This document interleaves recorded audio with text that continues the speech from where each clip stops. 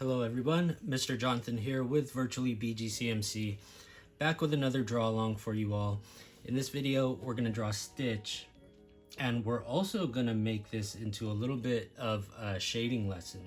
So as you can see, we don't usually shade in our draw alongs, but here I shaded Stitch for you all. And before we dive into the drawing, I wanted to show you all this. So this is what we call a value scale. And as you can see, it goes from dark all the way to light, and you could break up your scale really into however many shades of dark and middle grays to light as you want. So for this drawing, we're going to make it really simple. As you can see here in this value scale, the gradation is going from dark, medium, light, and white. So these are the 4 different shades that we're going to use on Stitch, just to practice and get familiar with a little bit of shading. Okay, so starting off with a drawing here, basic shapes as usual. It's going to be a circle for the head,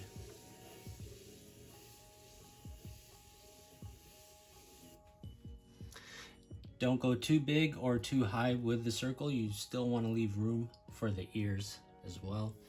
And then coming down here, the body shape is going to curve around like this. I try to make the body tilting a little bit this way, so the pose, you get kind of a leaning feeling, if you could see it. Okay, so the body is kind of like a teardrop shape or water drop. Circle for the head. The arms, this one is going to be stretched out. I will start here on the side of the head, curve out this way, and then this way. We could get a basic shape in for the hand right now as well.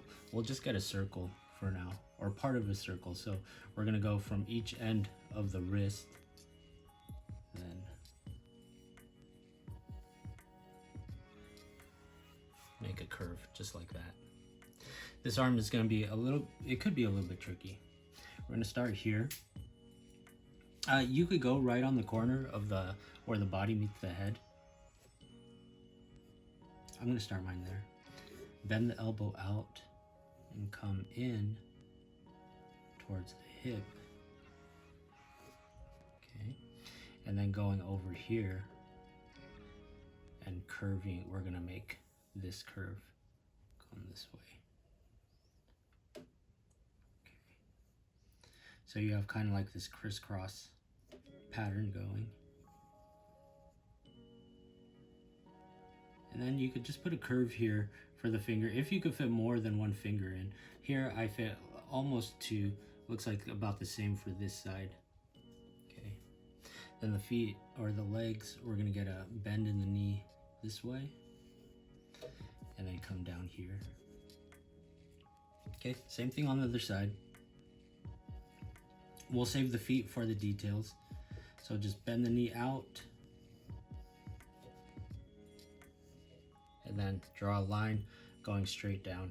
You could kind of aim this line going towards the end of this one. Just don't connect them. You want to leave that a pretty big gap there. All right, so basic shapes in place. Pretty easy to see how this is going to turn into this. So diving in with the details, I'm going to start off, I'm going to make my midline here. His face is turned a little bit in this direction, so I'm going to get my midline turned a little bit. There we go. And then might as well get the ears in place here. So we're gonna go for big, kind of like bunny ear shape. You're gonna notice in this version, the completed version, there's these little corners here going in. Not gonna worry about those just yet. We'll save those for the details. So get a nice big curve, go out and back in. You want to try to make it nice and wide here, like in the middle, and then make it really thin where the ear meets back with the head. Okay, I think the easiest way to start the details here is with the nose. So we start right in the middle. We're gonna get an oval shape in place. Don't worry about making it perfect. I think that looks pretty good. The smile is gonna go, I'm gonna start on the edge of the circle here and then curve around. I'm making the edge, the top edge of this smile a little bit different with my curves compared to this one. So this one is just kind of like a more straightforward C curve. Here, if you could tell, it's very subtle, but I'm curving down first, and then here in the middle, it curves up just a little bit. Then going out to this side, it goes back up. You could make your smile either way. I just wanted to show you a different method you could use here on this side. A little bit simpler if you want to go for more simple. Then we open up the bottom part of the mouth. You want to get pretty close to the edge of the circle here with this bottom part. As you could see, there's just a little bit of the bottom lip here that you could follow. Okay. From here, we could get the teeth in place, 2 top fangs up here. And then on the bottom, we got 2 on each side. Here and here, and here, and here. Okay, let's get the nostrils in here too. Okay, I am moving at a pretty quick pace here because I do want to have time to get the shading part in. So I'm putting these big oval shapes, not quite ovals, but they're not really circles either. Just these big curve shapes for the eyes, the very outside part of the eyes. Okay, here, and then we're gonna fit this one in here. This one's kind of like a bean shape that we're going for. And then here, the actual eye fits inside of these shapes. Gonna get a highlight in here as well.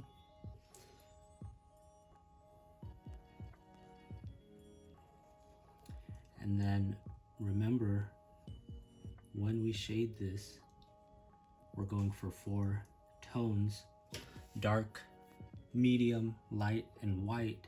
So these highlights we want to keep completely white. Here for the eyebrow part, I'm going to start on the outside of the circle and then draw this curve going up and in. Same thing on this side, up and in. And then to get the hair on the top of the head, here's what we're gonna do. Start right here where the circle meets the eyebrow, and then this part is gonna curve out and up. And then here, we're gonna change the curve. First it was going this way, now it's hooking in this way. Could fit 2 pieces in here, I think that'll be good. I aimed for going past the center line and then curling back in to meeting it there. I think if you do that, it gives you pretty good balance on where the hair should be. Okay, so I'm going to darken up, fix some of my lines here. If you remember from previous drawings, we talked about line quality and line weight. That's going to be really important in a drawing like this where we're shading, to have nice crisp outlines. That way when you shade, things don't get all muddied up. Maybe I'll show you an example, like with the body, of what it's going to look like if you don't have nice clear outlines. Then let me get rid of a little piece here so I could add this part going in. Okay. Luckily I have a pretty good eraser to get rid of that. Sometimes when I talk too much, I lose track of the drawing. So I'll follow this one. I won't forget it on the side. There we go. Okay. And then here, to get this little part that's folded over, we just start on the edge and then go down to there. nice darker outline here. Okay. So here, for the body, I won't make my outlines too dark, and then when I shade it, you'll see it might look a little bit fuzzy until I make some nice dark outlines. We'll clean stuff up here. Because we are shading, some of these guidelines we're not even gonna have to erase. I'll show you a couple of tricks that will cover them up when we get our shading in. So I'm gonna get the claws in here. Fingers on this hand is gonna be really easy. So we have our circle in place, and then we're just gonna add a circle here for the thumb. Jump over more towards the top edge of the circle, and then we're gonna add 3 little mini circles here. Add the claws. Easy. Okay, and then for the feet, start close to the knee. We'll get the toes, just these 3 curves. And then this one you want to bring close to the back of the leg here. And right before you hit that edge, we're gonna do another little curve. That's gonna be the heel of the foot. Same thing on this side. So you want the curls for the toes you want to be big. This one I think I need a curve more. And then here for the bottom part, just a little one. Okay. Then we'll get this line in place for the belly. All right, so now all our details are in place. Again, I'll fix these outlines a little bit later just so you could see a little bit of a difference with how the shading looks, with nice clear outlines and then not so clear. But anyways, if you're familiar with Stitch, you'll know he's colored pretty simply. And the way I broke down separating the different colors into shades is, well, first his eyes are already black and when you see a colored version of him. So that already tells me that the eyes I want dark. So I'm gonna go dark for the eyes.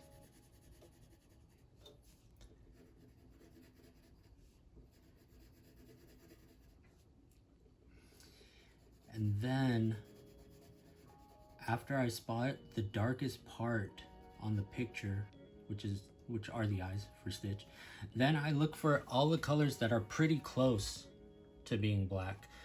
Those colors, well, the nostrils here were black as well, so I colored those in black. And then there's not a lot of parts that we colored in dark. Okay, so remember, dark, medium, light, white, dark here. And then the claws were dark as well. So we'll do the claws here. Next stage down is the medium, and Stitch is broken up into different shades of blue. You know, the main body is kind of a true blue, or maybe even on the darker side, and then the inside parts are lighter blue, but in between that there's kind of like some browns, and then inside of the mouth was kind of a pinkish color. So that's how I chose those to be the medium colors. Okay. And when you're making your own drawings of your own characters and pictures, these are the kind of choices that you all will get to make when shading. Even in this drawing that you're doing here, Stitch, if you want to change any of the tones to use, please feel free to do that. You could do completely the opposite of what I'm doing and make these parts dark, the eyes white. It's all up to you. So as you can see, I started shading the nose and inside the mouth, but it's not very dark yet, right? So the way I like to shade, instead of just pressing my pencil really hard right off the bat, I'll go over in layers. So the darkness builds up with every layer that you go over the drawing with.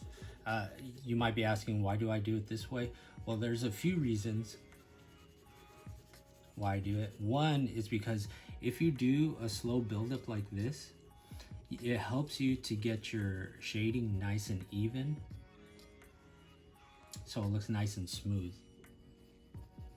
And you'll notice I'm going every direction I turn my pencil in, I'm trying to fill in the entire shape if I can, just going in that direction.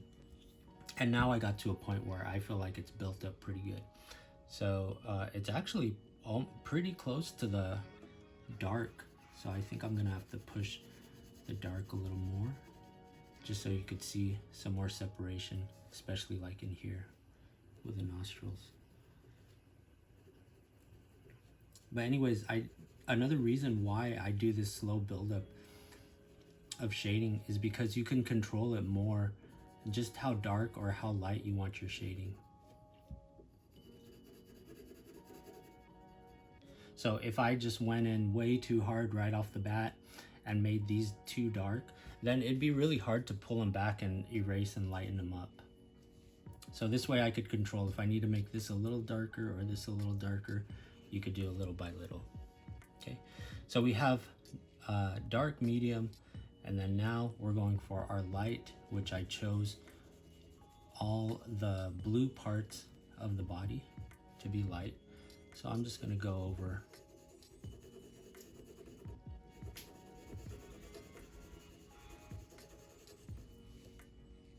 all this part with a light shade. And then you'll see, this is what I'm talking about. When you go over it with your shading, all these guidelines, sometimes if you draw them lightly enough, then they'll just disappear when you shade over them. You'll also notice that while I'm shading these light parts, I'm careful not to go into the white parts, the parts that I want to leave white.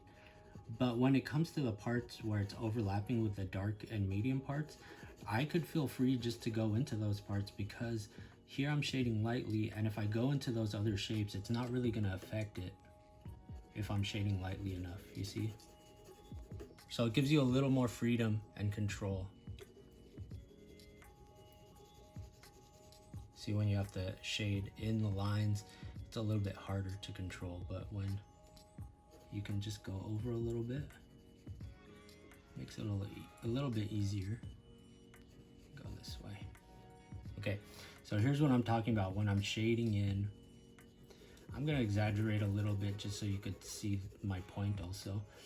But when you have your outlines that aren't very bold, the shape and the shading as well, it starts to look kind of muddy, like around the edges compared to here. So that's why drawings like these, you know, like illustrations, cartoon characters, things like that, most of the time, not all the time, but it's good to have these dark outlines just so all your shapes stand out and everything looks really clear to the viewer. When you get more advanced, if you do, hopefully you do, with your drawing and you start to draw realistic things, then you're gonna start learning how to draw without these kind of outlines. That makes it a little bit tough, but for now, we'll stick with our outlines. Okay, so you see the body now, and here's what I'm gonna do. I'm gonna make my lines nice and bold, and you could see like almost a transformation in the drawing. It's gonna look a lot more clean and just a lot more understandable of what's going on.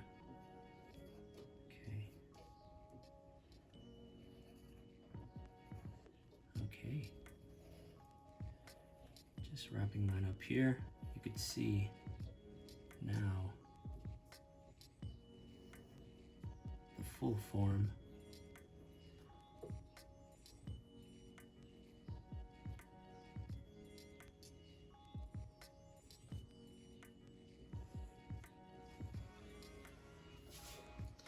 Final touch. You know what else I'm gonna do? I'm gonna outline these teeth as well. Okay. You see how against this medium shade, the teeth kind of get muddied up? Well, if you have a nice dark outline, they become a little bit more clear. All right, and there we go. go. Stitch even managed to squeeze in a little shading lesson with this one. Hope you all enjoyed it. I hope your drawings all turned out well. I'll catch you next time, and thanks for joining. Bye everyone.